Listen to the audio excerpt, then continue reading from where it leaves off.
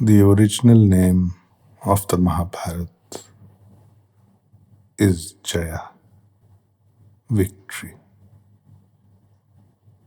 But it professes a very strange thing about victory. Only after Arjun has surrendered to the Lord does he become truly a winner, not only in the battle but in life also. So, the art of winning is in the Gita all about surrendering first. It's about dropping the armor that we have around ourselves. Arjun is wearing an armor of anxiety, of his own logic, of his own justification, his own rationalization about escaping the war. But Krishna does not let him escape that easily. Krishna makes him surrender. And only in dissolving himself does Arjun come to a situation where he is in utter peace. He is in a situation where his inner being emerges victorious. And that is the first victory we have to attain.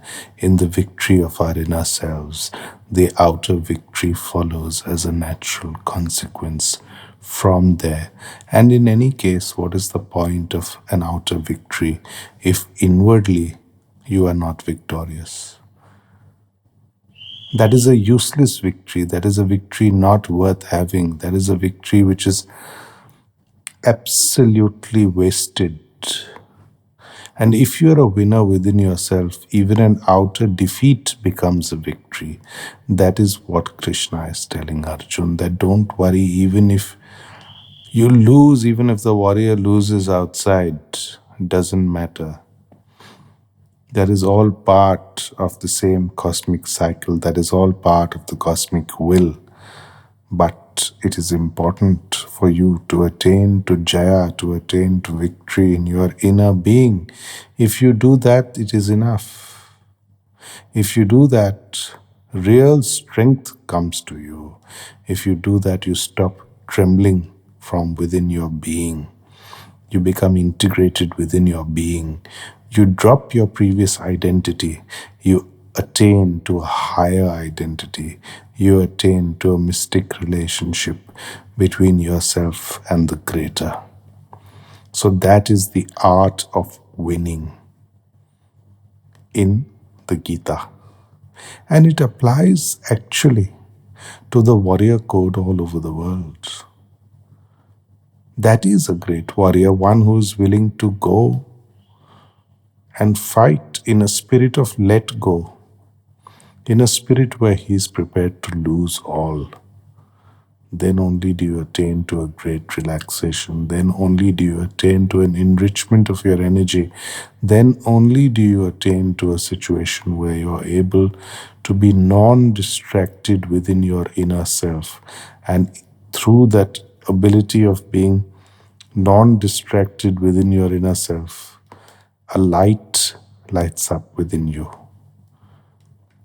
You move beyond love and hate, anger and jealousy, and so on.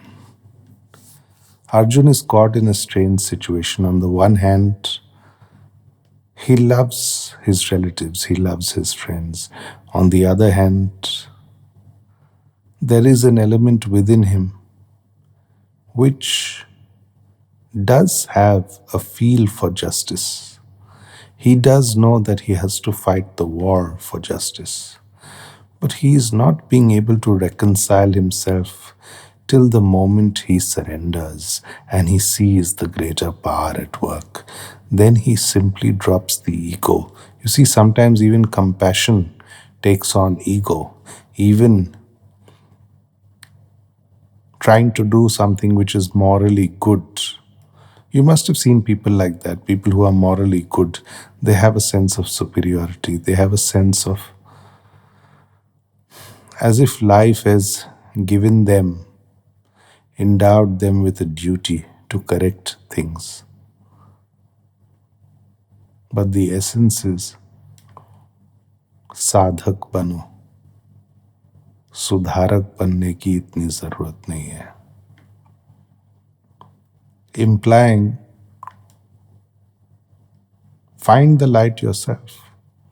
Then look at the world, improvements within the world.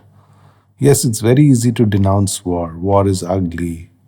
War is intrinsically evil. War is inhuman. War debases us. But sometimes there's no option. Sometimes the fight for justice has to be fought. And that is what Krishna is telling Arjun. You have to fight this war. You have to fight this battle. It is a question of truth versus untruth. It is a question of injustice versus justice. Do not give a phony excuse that you want to leave the war because you are grieved about what will happen to your friends and relatives, just because they are your friends and relatives. If they were not your friends and relatives, you would have been ready to kill them. So that is not acceptable. People are people, you're going to kill people anyway. If the other side had no relatives or friends of Arjun's, he would have happily killed them perhaps. So Krishna is saying, don't be so judgmental. You're choosing your enemy. You don't need to do that. Forget this fiction that you're weaving in your own head. Forget all this nonsensical debate that is going on in your own head. Attain to a purity of being. Attain to the consciousness of the true victor in life, the true winner in life. And the only true winner in life is he or she who surrenders to a higher wisdom. Krishna represents ultimate Gyan, ultimate wisdom, ultimate Ananda, ultimate energy. Surrender to that. And when you surrender to that, you're able to rise from the morass that you're in. You're able to rise from the mental crisis you are in. So the Gita is all about mental crisis, and it's about overcoming mental crisis through the power of surrender. Let go. Surrender means what? It means let go. Let go of the unnecessary. And then you will find that great wisdom arises to fill that vacuum. Once you let go of a lot of nonsense in your life, then wisdom will come and take its place. Power will come and take its place. Strength will come and take its place. So once Krishna is able to make Arjun drop his armor, is when Arjun actually attains to an inner wisdom, an inner integratedness, and his heart becomes completely clear. He starts trusting in the greater. So surrender implies trust in the greater. Surrender implies trusting your cosmic parent. You see, whether you believe in God or not is irrelevant. The point is that we are children of the cosmos itself. Trust it.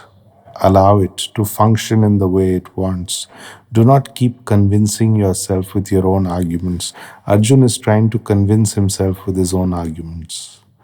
But in that process, he's missing the greater wisdom. And that greater wisdom is surrender. That greater wisdom is letting go.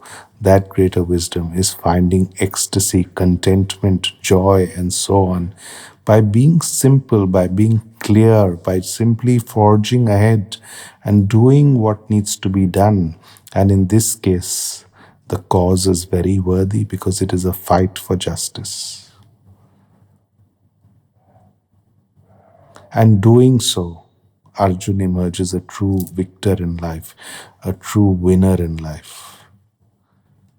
He not only surrenders, but he surrenders in such a way that victory or defeat is beyond, has been left behind by him.